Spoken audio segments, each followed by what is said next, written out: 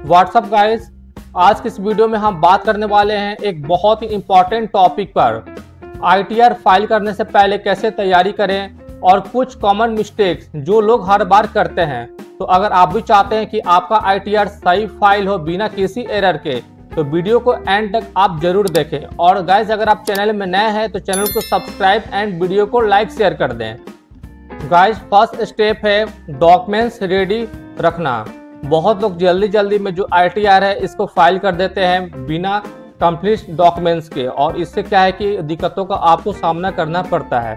तो आपके पास कुछ इंपॉर्टेंट डॉक्यूमेंट्स होने चाहिए, जैसे form 16, salary slips, interest certificates, capital gain details और इन्वेस्टमेंट प्रूफ के साथ गाइस जो अदर जो डिटेल है वो भी होनी चाहिए।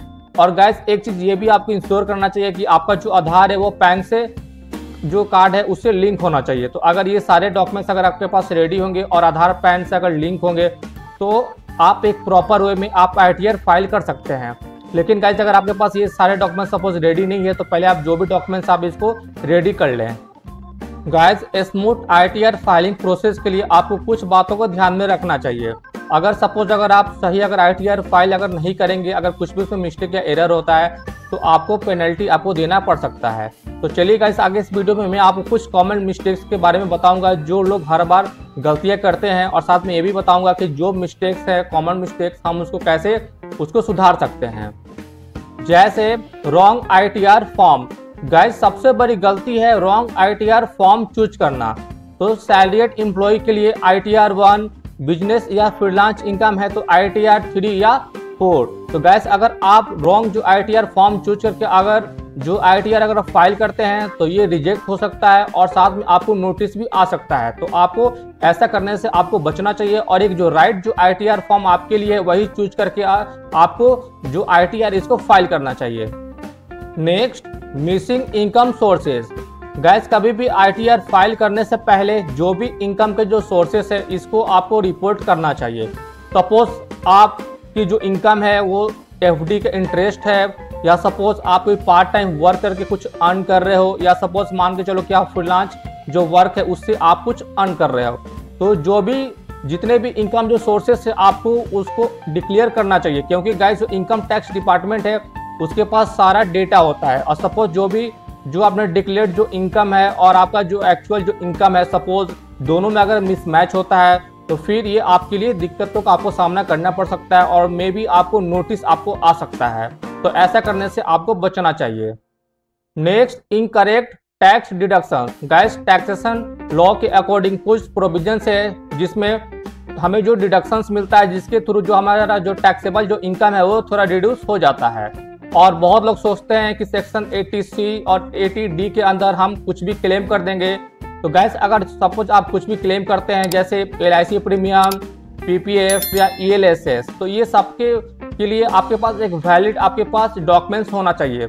और सपोज अगर आप कुछ भी आप जो है क्लेम कर देते हैं और आपके पास कोई वैलिड अगर डॉक्यूमेंट्स नहीं है तो फिर आपको पेनल्टी भी देनी पड़ सकती है। Next, TDS mismatch. गैस, जो टीडीएस का जो डेटा है वो फॉर्म 26 AS एंड AIS यानी एनुअल इंफॉर्मेशन जो स्टेटमेंट है इसमें होता है।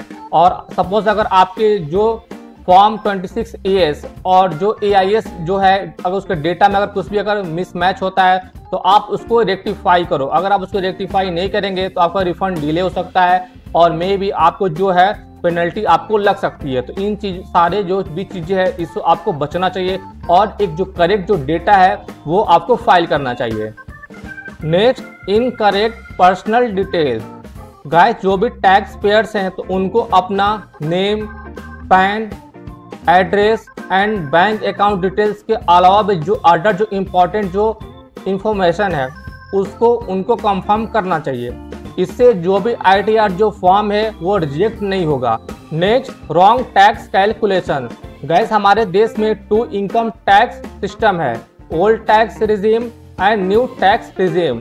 और गैस, आप सबसे पहले आप ये पता करें कि आपके नीड के अकॉर्डिंग आपके लिए कौन सा टैक्स जो रिजीम है वो बेस्ट है।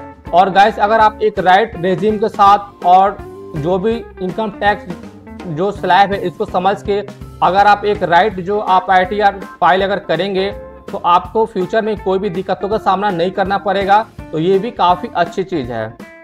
Next, ignoring form 26 AS। Guys बहुत सारे जो लोग हैं वो फॉर्म 26 AS को ये इग्नोर कर देते हैं।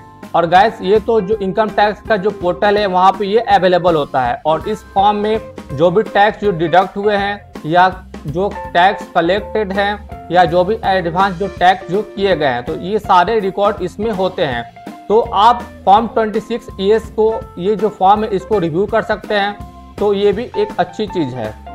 तो गाइस ये थे कुछ कॉमन मिस्टेक्स जो लोग ITR फाइल करते वक्त करते हैं। अगर आप इन मिस्टेक्स को करने से अगर बच जाएं और स्मार्ट टिप्स को अगर फॉलो करें तो आपका जो रिटर्न है वो स्मूथ हो जाएगा और आप टेंशन फ्री भी रहेंगे।